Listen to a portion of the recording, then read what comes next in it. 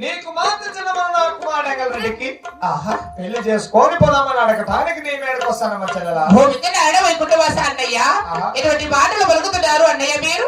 ఏమిటమ్మా? అయినా కూడా పెళ్లి 2 సంవత్సరాలు కూడా నా చెల్లెలు సచ్చిందా బతికిందా చూడడానికి రాలేదు గాని నా గర్భమదలు గాను కుమార్తె పుట్టిందని గాని వివాహం చేసుకోవడానికి వచ్చాను అడిగాను వచ్చాను అంటున్నది. ఎంత మాత్రం హైవ ధర్మం అన్నయ్యా. ఏమిటమ్మా? వచ్చిన దారి పట్టుకొని అలాగని మీరు ఓడలకు బయలుదేరండి అన్నయ్యా.